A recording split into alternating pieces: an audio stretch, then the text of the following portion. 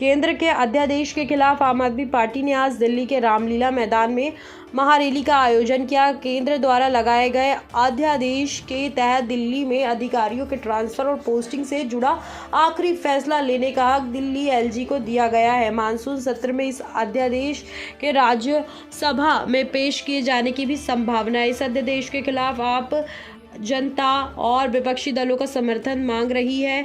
इसी उद्देश्य से आज इस महारैली का आयोजन किया गया है। महारैली में दिल्ली सीएम अरविंद केजरीवाल ने केंद्र की मोदी सरकार पर जमकर निशाना साधा। जाने केजरीवाल के भाषण में 10 बड़ी बातें आखिर क्या कही।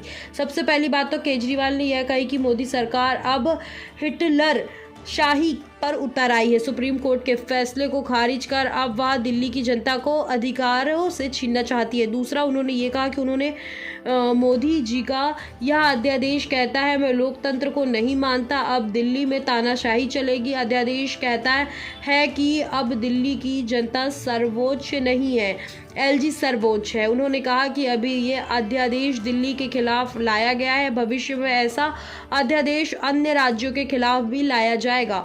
और उन्होंने तीसरी बात ये कही कि आरोप लगाते हुए कहा कि मोदी जी देश से मतलब नहीं है उनको, वह हर दिन केवल यह सोचते हैं कि दिल्ली में हो रहे कामों को कैसे रोका जाए। उन्होंने कहा कि चौथी पास राजा को समझ नहीं आ रहा देश कैसे संभालेंगे।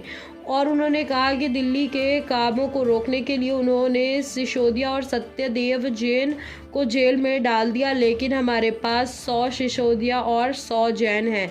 दिल्ली सीएम केजरीवाल ने कहा कि देश में पहली बार ऐसा प्रधानमंत्री आया जो सुप्रीम कोर्ट में विश्वास नहीं रखता। आप संयोजक केजरीवाल ने कहा कि 12 साल पहले भ्रष्टाचार के खिलाफ इसी स्थान रामलीला मैदान में एक आंदोलन सफल हुआ। आज इस मंच में तानाशाही सरकार को हटाने, लोकतंत्र और संविधान को बचाने के लिए जो आंदोलन शुरू हो रहा है, यह आंदोलन भी सफल होगा। केजरीवाल ने कहा कि दिल्ली ने 7 सांसद बीजेपी को दिए, आज वो कहाँ है? वो अपने घर में दुबक्कर बैठे हैं, वो बीजेपी के गुलाम हैं, आपके सगे नहीं हैं।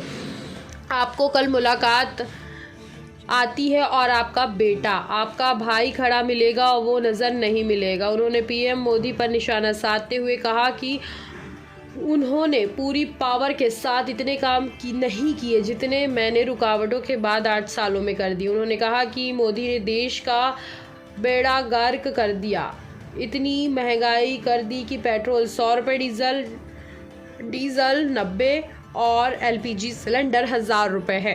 उन्होंने कहा कि 1950 में बाबा साहब अम्बेडकर ने संविधान बनाया था जिसमें वो कहा था कि जनता सर्वोच्च होगी, लेकिन पीएम मोदी ने संविधान पलट दिया। वो कहते हैं कि जनता सर्वोच्च नहीं है।